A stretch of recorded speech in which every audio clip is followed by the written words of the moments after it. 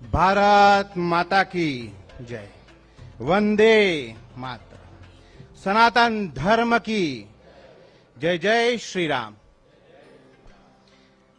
मंच पर उपस्थित गुजरातना લોકલાડીલા મુખ્યમંત્રી, મૃદુ અને મક્કમ મુખ્યમંત્રી તો કહેવાય જ છે, પણ સાથે સાથે એક સંત મુખ્યમંત્રી ગુજરાતને મળ્યા છે, એનો આનંદ છે. આવા મુખ્યમંત્રી સાહેબનો હું હૃદયથી આભાર માનું છું કે સાહેબે જ્યારે એમને હું મળવા ગયો ત્યારે એમને એક જ શબ્દમાં કહી દીધું કે જો મારા મંદિરોની વાત છે, જો મારા સનાતન ધર્મની વાત છે, સંસ્કારની વાત છે, સંસ્કૃતિની વાત છે, વિરાસતની વાત છે, તો હું ચોક્કસ આવીશ. એના માટે આપનો ખૂબ ખૂબ આભાર વ્યક્ત કરું છું સાહેબ. મંચ પર ઉપસ્થિત અમારા પ્રવાસન મંત્રી શ્રી મુળુભાઈ બેરા સાહેબ, એમનું બી સ્વાગત કરું છું. મંચ પર ઉપસ્થિત આપણા યુવા અને ઉર્જાવાન મંત્રી જગદીશ વિશ્વકર્મા સાહેબનું સ્વાગત કરું છું. મંચ પર ઉપસ્થિત તમામ સાધુ સંતો, મહામંડલેશ્વર, ભૂદેવો અને ખાસ કરીને ગુજરાતના 33 જિલ્લાઓમાંથી અહીંયા પધારેલા બધા જ મંદિરોના મુખ્ય પંડિતો અહીંયા આ સભા સ્થળે હાજર છે. એમનું હું સ્વાગત કરું છું. ગુરુજનોનું સ્વાગત કરું છું. મારા ગામ, મારા મૂળ વતનથી અહીંયા પધારેલા બધા જ મહેમાનોનું સ્વાગત કરું છું. સાથે જ મારા પ્રિય મિત્ર એવા સાંઈરામ દવે અને મનોજભાઈ જોશી, પદ્મશ્રી મનોજ જોશી બોલવું જોઈએ, એમનું સ્વાગત કરું છું. યોગેશ ગઢવીજીનું સ્વાગત કરું છું. આજે બાબા સાહેબ આંબેડકર ઓપન યુનિવર્સિટીના જે સેનેટોરિયમમાં આપણે બેઠા છે, એમના વાઇસ ચાન્સલર એવા અમીબેનનું સ્વાગત કરું છું. મેયરશ્રીનું સ્વાગત કરું છું અને અહીંયા ઉપસ્થિત સૌ મહેમાનોનું સ્વાગત કરું છું. અને આમ તો આ કાર્યક્રમ જેમનું છે એમનું સ્વાગત ઉદ્બોધન મારે ચોક્કસથી કરવું જોઈએ એવા શ્રી સિદ્ધિ ગ્રુપના ચેરમેન મુકેશભાઈ પટેલ અને એમડી જસ્મીનભાઈનું બી હું સ્વાગત કરું છું. અમે તો લેખક છીએ, પત્રકાર છીએ. શબ્દો હોઈ શકે છે, પણ શબ્દોને જો સાચા અર્થમાં ચરિતાર્થ કરવું હોય તો એને પાછળ ખૂબ મોટું અર્થતંત્ર લાગે છે, અને એ મુકેશભાઈ પૂરું પાડી રહ્યા છે. એના માટે આભાર છે. અને મુકેશભાઈ સનાતન ધર્મ માટે હંમેશા તૈયાર રહ્યા છે, એ આપ સૌ જાણો છો. મારા માતા પિતા અહીંયા હાજર છે, પરિવાર હાજર છે. એમને ચરણ કમલોમાં વંદન કરીને આજની આ શરૂઆત કરું છું કે તપોભૂમિ ગ્રંથ 12 વર્ષની અથાગ મહેનત અને પ્રયત્નોનું પરિણામ છે. અને જોગાનું જોગ સંજોગ જુઓ કે 12 વર્ષ પછી મહાકુંભ થઈ રહ્યું છે અને 12 વર્ષ પછી આ તપોભૂમિ ગ્રંથનું અહીંયા વિમોચન થઈ રહ્યું છે.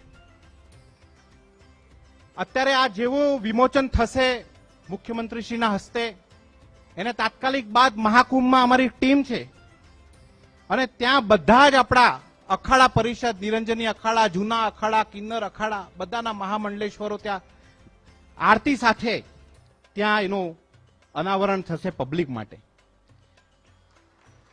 આજે બધા ગુરુજનો, આચાર્યો અહીંયા બેઠા છે. એક નાનકડા વ્યક્તિને વાતને માન સન્માન આપીને અહીંયા પધાર્યા છે.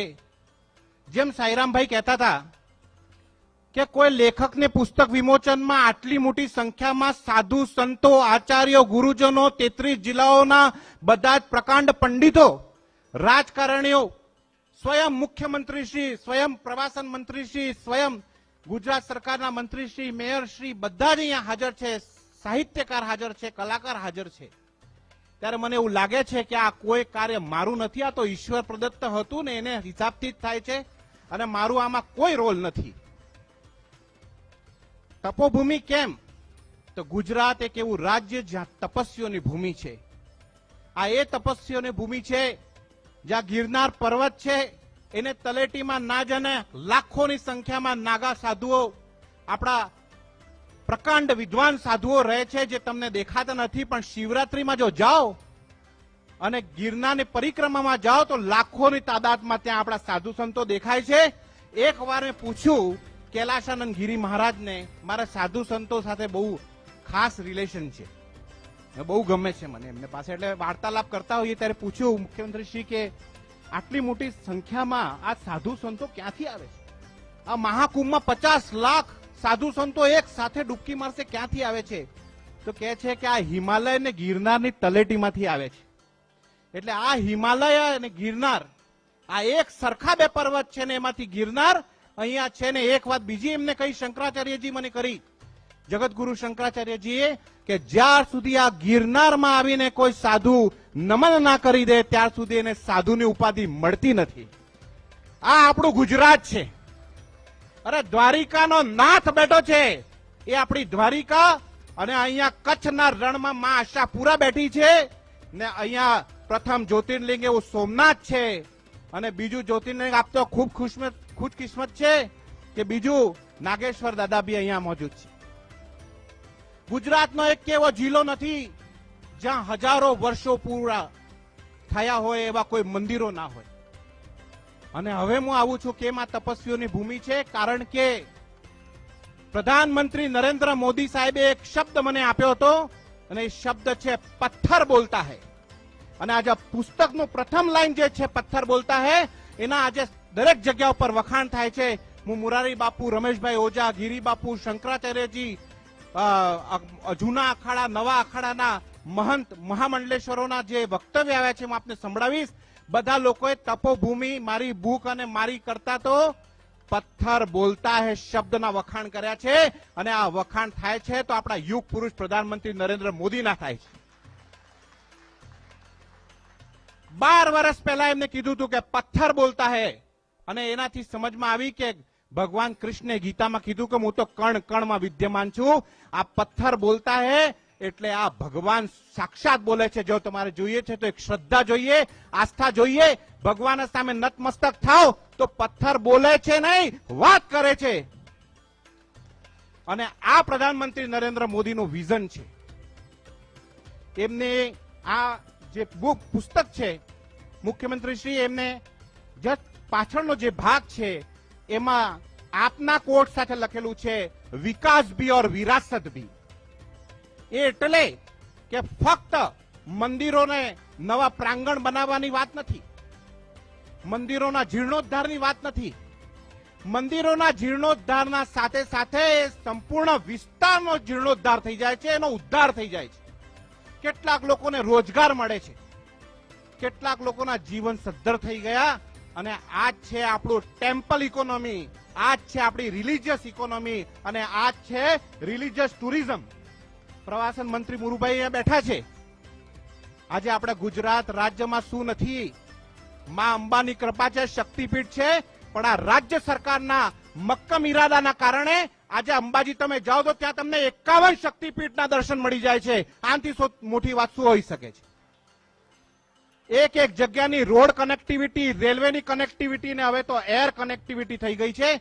આ રાજ્ય સરકારનું મક્કમ ઈરાદાઓ છે ગુજરાત રાજ્યના યાત્રાધામોને વિકસાવવા માટે.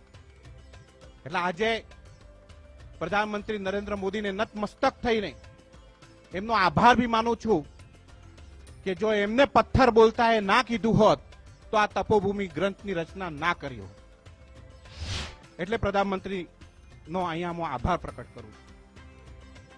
પીએમ યુગ પુરુષ છે અને અમારા મુખ્યમંત્રી સંત પુરુષ છે. મુખ્યમંત્રીના કાર્યાલયમાં આપ ઘણી વાર ગયા હશો, હું ગયો છું. સામે સિમંદર દાદાની મૂર્તિ છે, આધ્યાત્મિક વાતાવરણ આપને મળશે. અને એવું કહેવાય છે કે ભગવાનને સાક્ષીમાં રાખીને જે નિર્ણયો થાય છે એ સર્વજન હિતાય સર્વજન સુખાય થાય છે. ને એટલે જ આપણા મુખ્યમંત્રી શ્રી જે છે એ સર્વજન હિતાય સર્વજન સુખાય એમના નિર્ણય લેતા હોય છે. આ બધા સંસ્કાર આપણા ધર્મના છે, સનાતન સંસ્કૃતિના છે, અને એના કારણે આજે 6.5 કરોડ ગુજરાતીઓ આનો ગર્વ લે છે. આનું બીજું વોલ્યુમ બી આવવાનું છે, અને મારી ઈચ્છા છે કે આપ સૌનો સપોર્ટ મળશે તો આખા દેશના મંદિરોના આવા તપોભૂમિ ગ્રંથના વોલ્યુમ કરવાના છે. કેમ કે આ એક ડોક્યુમેન્ટેશન છે. 100 વર્ષ કોણે જોયા? 100 વર્ષ પછી કોઈ ખોલીને કોઈ લાઇબ્રેરીમાં જોશે, કારણ કે મુખ્યમંત્રીશ્રી આ પુસ્તક રાજા રામમોહન રાય લાઇબ્રેરીમાં સિલેક્ટેડ થઈ છે. દરેક લાઇબ્રેરીમાં રહેશે.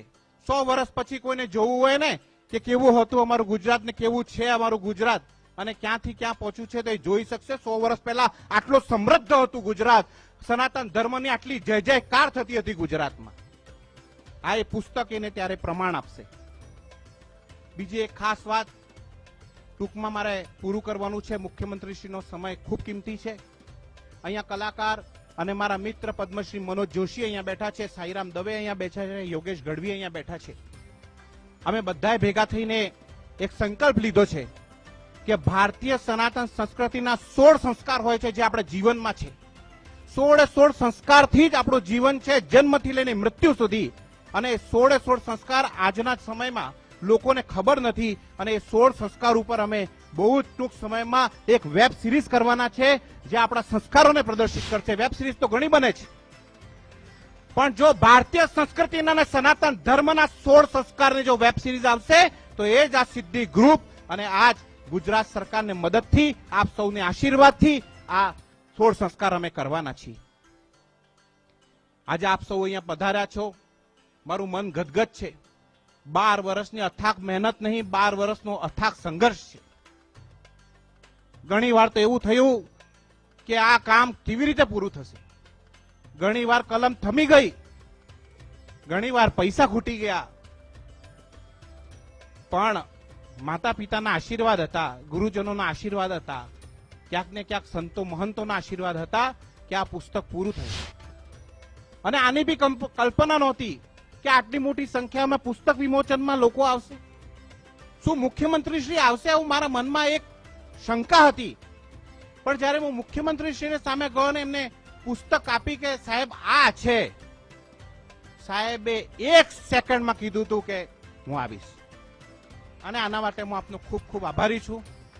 આપને ધન્યવાદ આપું છું.